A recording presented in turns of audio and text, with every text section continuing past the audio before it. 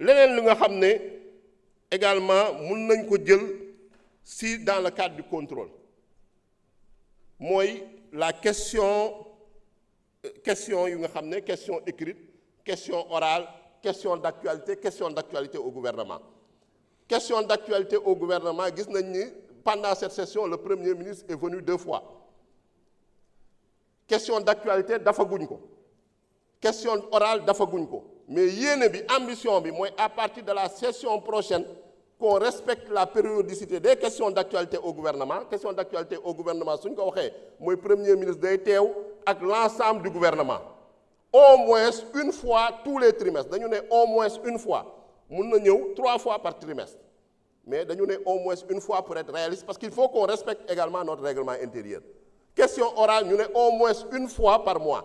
Question d'actualité ñu ne au moins une fois par mois. L'objectif nag c'est d'appliquer ce règlement intérieur là sinon suñ ko deful yaakaar naa ni commission des délégations nga xam ne moom moo am responsabilité di contrôler l'exécution des lois votées mun na dal suñu kaw balaa muy dem seeti yeneen ministères yeeg yooyu.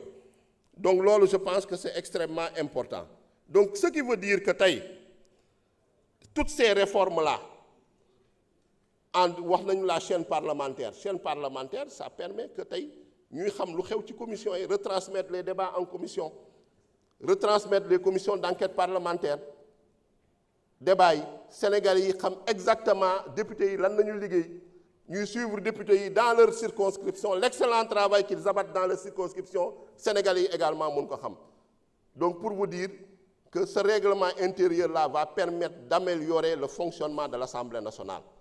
Le reste nag c'est ku nekk sa responsabilité individuelle mais d'ores et déjà on peut dire que en tout cas réforme ñu def ci session bi c'est à travers un travail collégial un esprit d'équipe parce qu'on peut dire mun nañu ne tout seul on peut aller plus vite mais ensemble on va plus loin loolu mooy la réalité.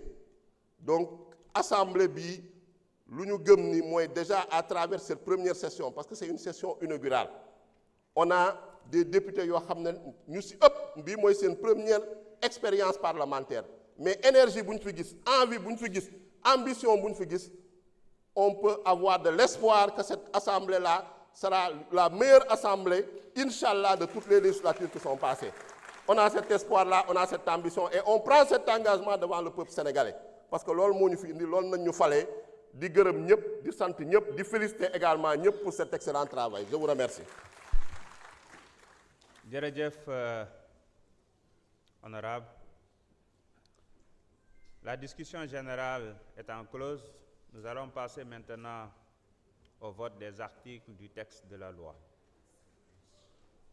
Je rappelle qu'il s'agit d'une loi organique et que la majorité requise est de 83 voix favorables.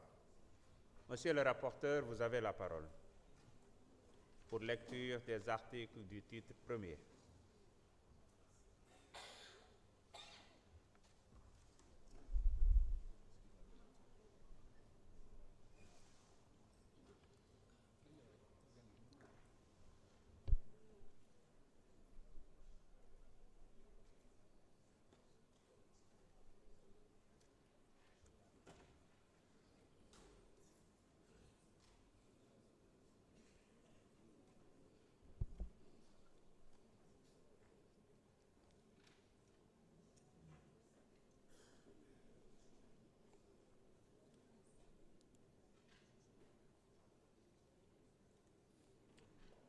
Merci, Monsieur le Président.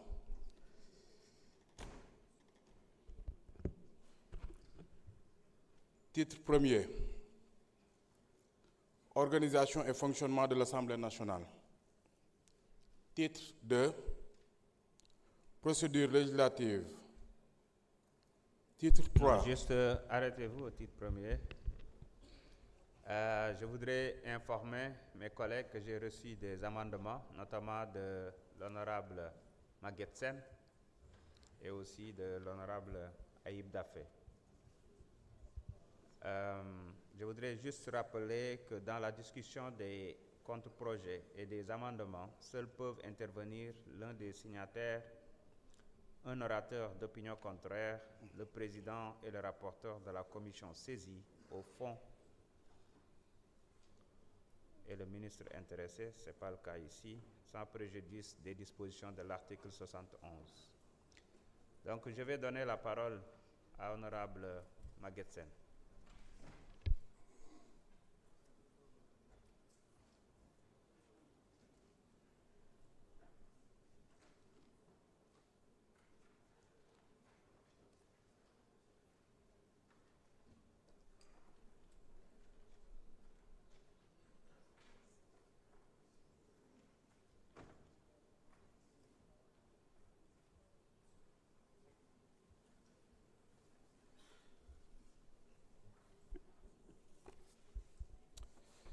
Voilà, merci Monsieur le Président. Chers collègues députés, sama amendement bi nag ci parité la jëm donc damaa bëgg jigéen ñi déglu ma bu baax ndax damaa bëgg a nekk seen avocat fii tey. Le débat sur la parité revient très régulièrement à l'Assemblée nationale. Certains députés ayant tendance à soutenir que le président de l'Assemblée nationale ne doit pas être pris en compte pour ce qui est de la parité. Selon les arguments souvent avancés, c'est qu'il est élu séparément des autres membres du bureau et pour toute la législature. Cette interprétation qui voudrait écarter le chef de l'institution de l'application de la parité est balayée constamment par la jurisprudence sénégalaise. C'est le cas notamment en 2022 avec beaucoup de décisions rendues par les cours d'appel. La Cour d'appel de Dakar a annulé toutes les élections dans lesquelles un maire homme n'avait pas une première adjointe. Voir les arrêts numéro 29, 30, 31, 32, 33, 34, 35, 36 et 37 du 19 avril 2022. Également la Cour d'appel de Dakar, qui avait fait une mauvaise interprétation de cette loi, en arguant que le maire étant élu au suffrage universel, n'était pas concerné par l'application de la parité. Cette Cour d'appel a vu son arrêt cassé et annulé par la Cour suprême du Sénégal.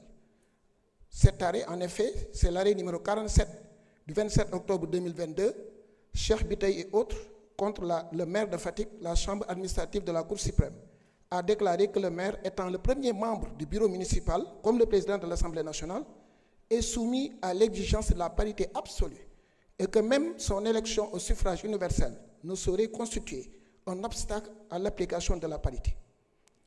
Or, l'article 2 du décret 2011-819 du 16 juin 2011 portant application de la loi instituant la parité absolue homme-femme, ce décret qui porte application de la loi classe l'Assemblée nationale au même titre que les conseils municipaux parmi les institutions totalement ou partiellement électives dont le bureau et les commissions doivent être composés de manière absolument paritaire.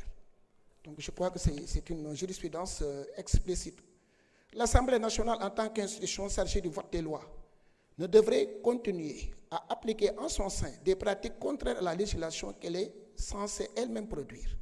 C'est pour tous ces motifs que les articles 16 et 17 de la proposition de loi organique portant règlement intérieur sont proposés à être amendés comme suit. Je crois que j'ai encore le temps. Article 16.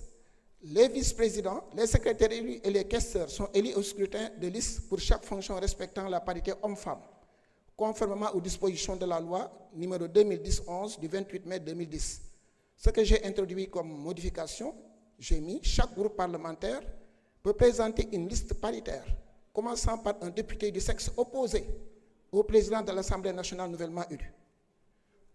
Succinctement, ma wax ko ci wolof, parité bi combat la boo xam ne bii du jeex mukk yéen jigéen ñi ngeen xam ne góor ñi duñ leen may dara lu ngeen am yéen a ko xeex ba téye ko jigéen ñu bari ñu toog fii tey ay jigéen ñoo xeex pour ngeen mën a toog en masse tey yem ak góor ñi donc am ngeen une dette par rapport à ce combat de la parité dañ ko war a continuer xeex di ko approfondir parce que góor la xam naa ne góor ñi ñuy def politique góor ñee responsable yi chaque jour ils ont tendance à tout prendre donc je crois que loolu c'est important que ñun ñëpp ñu xam ko xam ngeen ko xam naa ko mais xam naa loyauté jigéen jëm ci chef de parti mooy indi yenn yi waaye loolu waru leen yóbbe nag ba li nga xam ne yoon moo leen ko may góor ñi dañoo war a am élégance jox leen ko ñu ne amul élégance jox leen ko ngeen taxaw jël ko donc je crois que loolu tey règlement intérieur bi ni ñu ko tëggee bu ñu falee président ba pare liste bi ñuy falee yeneen membre bureau yi liste boobu dañoo laisser librement mën nga tàmbalee góor jigéen de sorte que président bu jàllee premier vice président bi mën day nekk góor comme actuellement le cas donc ñun ñu proposé ne séparer nañu élection yi président bi mën na nekk góor mën na nekk jigéen mais bu ñuy fal bureau bi ka ñu nekk ca tête de liste ba ndax sexe am wata nekk même sexe que président bi ñu fal ba pare pour que bureau bi bu paree ñu ne góor jigéen wala jigéen góor ba mat sëkk lii mooy proposition de loi bi règlement intérieur bi ni ñu ko tëggee bu ñu ko bàyyee nii ñun comprendre nañ ko déggoo nañ ci maa ngi saluer le fait que ñu def règlement intérieur ñun ñëpp ñu juboo ci mais dañuy légiférer pour l'avenir déggoo bi am tey ci consensus bi am mais du wéy te xam ngeen ne problème bi posé woon na fi coow lu rëy au début de notre mandat donc le problème va demeurer et va rester même bu dee suñ mandature bi suñ législature bi yeneen législature bu ñu ñëwee ça va rester un problème asalaamaaleykum. Jërëjëf. Merci beaucoup. Y a-t-il une opinion contre? Amadou Ba.